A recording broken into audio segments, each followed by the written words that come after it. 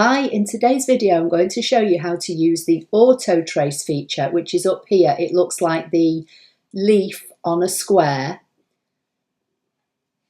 and this is in ScanNCut Canvas Workspace for web. Now, you can do the exact same thing in ScanNCut Canvas for computer.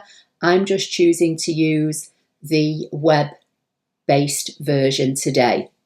The video has come about because I asked in a recent Wednesday night YouTube live if anybody had any ideas that they wanted me to cover in future videos or live streams, and a couple of people messaged me and said, could I show how to use the auto trace function, and somebody else asked if I could show how to trace a colouring page.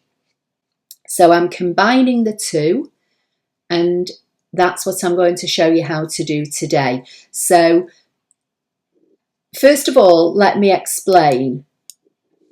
So the file formats that can be used in the auto trace feature are here listed under the notes section, and they are JPG, which is JPEG, GIF, PNG or BMP. That's your file format. So if you've got some kind of printed image that you want to turn into a cutting file, so long as the image is saved in any of these formats, it should work.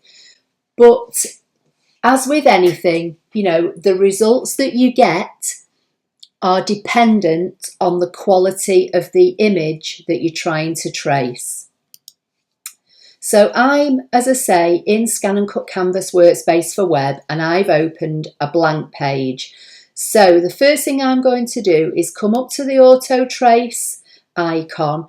It says here, choose the file. I'm going to select that box. I've got the file saved on my desktop. It's a GIF and it's here. So I'm going to say choose, and that's going to bring my design in. It will tell me how big it is, and it will outline it in this red dotted box, which I can drag in if I want to, you know, save some space and isolate the area a little bit more.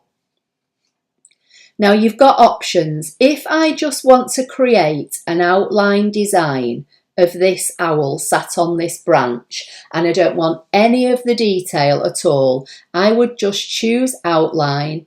I would click on preview, and it will show me a turquoise line all around the design, and that's the cutting file. That's the cutting file it's going to put on my map for this particular design. So if I just say OK for now, and it's asking me, do you want to paste the selected image on the work area? Does the software want to put a printed image of the owl, if you like, on my map? And I'm going to say no, I don't like it, but it's entirely up to you. So this is the outline. That's what it's given me. Okay, so I'm just going to put that on one side and go back to the image tracing. So the other option is to choose colour. Now I know the design isn't in colour, but colour basically means it will pick up all the various parts.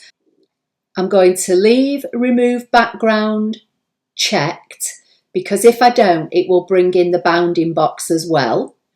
And then I'm going to leave the number of colours as it is. But again, you can play about with the settings if your design is in different colours and see what result you get, you know, using more colours or less colours. But for now, I'm just going to say OK. I don't want to paste the selected background onto the work area again. I find it distracting. I'd rather not have the picture of the owl there. So I'm going to say no.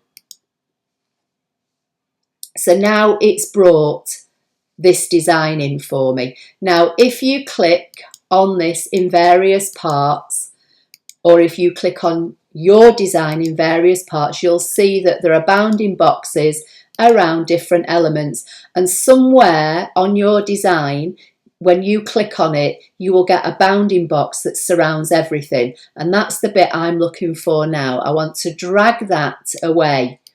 Now this basically is the whole design, including the parts.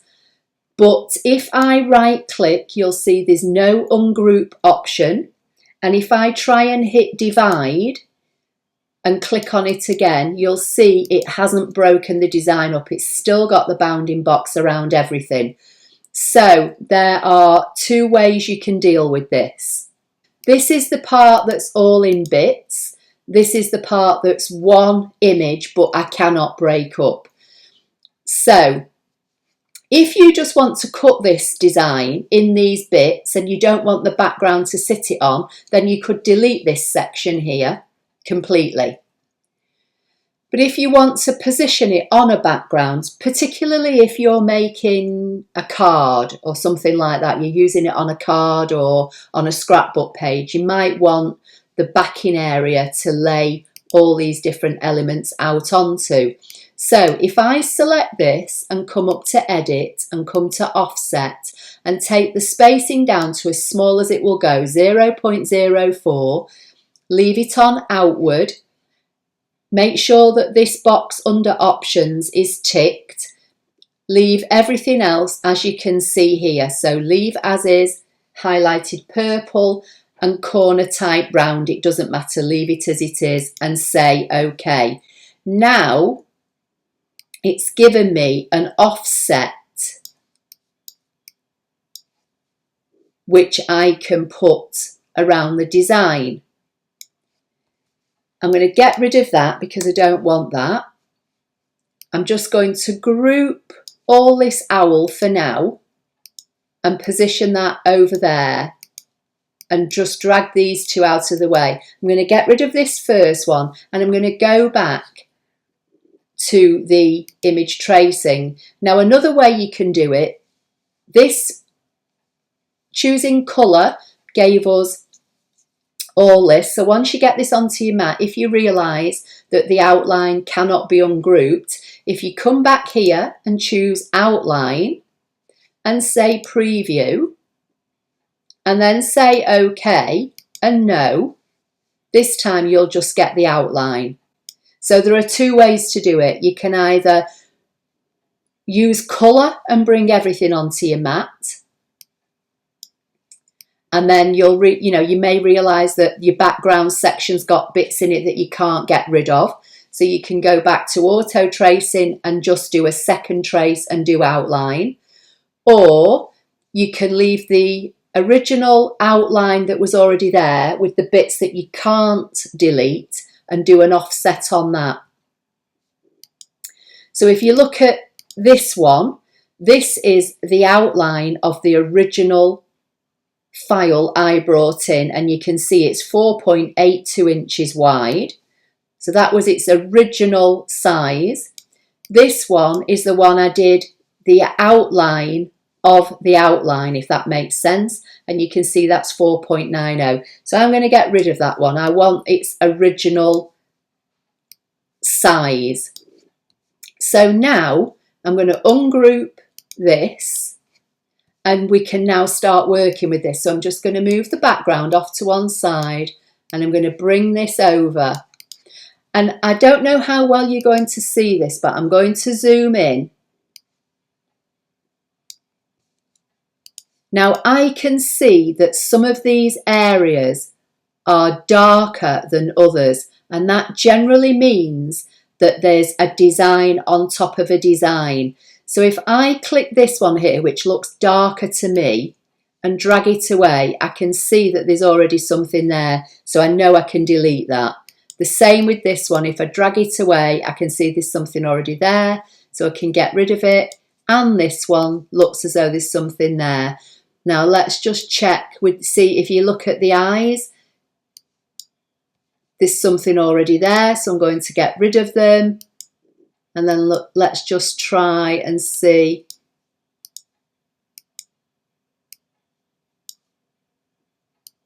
How these look.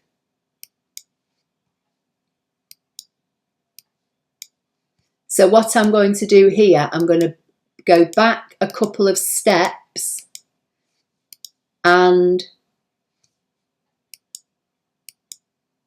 the two little sections that I took from the middle, I'm going to keep for now. And then I'm going to click on these circles because I don't want them. So now I've just got the big kind of outline of the eye with the hole in the middle, and that's where I can put these back in to add some definition. And then I would just, click on it and see if anything's behind it, and if not, undo. And then once you know that you've only got single elements, you're then able to start filling in. So I'm going to fill the main background with a colour just so that you can see it better. So I'm going to choose a brown colour, and I'm going to give it a brown outline as well. So this is my background, and then now I'm going to start choosing the sections of the owl and colour them in and position them in place. So I'm going to, now that looks as though it's going behind the design and I want it on top. So an easy way to rectify this all in one go is to select all your parts, right click and group them, and then right click and choose bring to front. And now when I right click and ungroup them and bring this design back over, it comes on top of the background. So I'll bring this design in so you can see it better. So I'm going to position this in place, and I'll leave the colour palette out on the side, and I'm going to come to the fill bucket and I'm just going to choose a colour. So let's see how this looks. So I'm going to go with this pale kind of browny tan colour. I'm going to choose this left wing, hold the shift key down and choose the right wing. Drag them into place. And again, I'm going to come to the fill icon and fill them in. I'm going to choose this left big eye section, hold the shift key down, and the next section, bring those into place. And then this time I'll choose a different colour. Then the two little eye sections, I'm going to bring and position, and I'm going to fill them black. This small section here, I'm going to put in place and fill that with the fawny colour.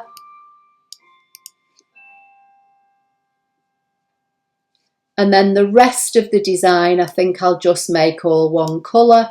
So I'll drag that into place and I'll make that the pale colour like the eyes. So I can get rid of the properties box. I'll drag all this onto my mat. And there is my owl design, which can be a paper piecing or a vinyl design for, a fabric project. Now, I would group all the like colours together and cut them all together. So I've got a dark brown for my background. I've got this kind of paler brown shade here for the top and the wings. I've got this fawny colour for the eyes, and I've got black for the inner eye. You can play around with this as much as you want. You can, make these sections or the claws here different colours. It's entirely up to you. I'm just showing you how to make a cutting file. So the first thing I would do is click on this section here, hold my shift key down and click on anything else that I've assigned that colour. And then with my left mouse still, with my shift key still being pressed down, I would just left mouse click and drag these out of the way. So they're all selected, and I would right click and group them. So they're one group all in position where they're going to line up properly. Now the next thing I'm going to do is the two black bits on the middle of the eye. So I'm going to left click one, hold the shift key down, left click the other, drag them off the page, right click and make them a group. And then I'm going to do the rest with the other sections, and it's probably going to be easier for me to remove the background section first. So if I move that section out of the way, because that's all one, these are all separate parts when I click on them. So I'm going to select all of these, right click and make them a group. So now I've got all the elements that make up this design. So I would position them all back in place, like so. And I would save this file as it is. So I'm just going to give it a name.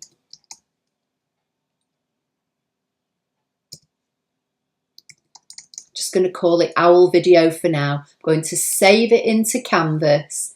It's told me it's saved, and then download it. Alternatively, if it can all fit on one mat, you could just drag your sections apart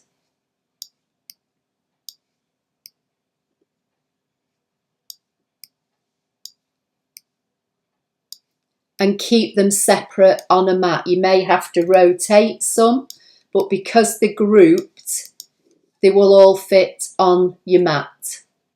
But that is how to make a paper piecing or a pieced cutting file from a colouring page. So I hope you found that helpful. Please give the video a thumbs up. Please make sure you subscribe to the channel so you don't miss any future videos, and I'll see you in the next video. Thank you.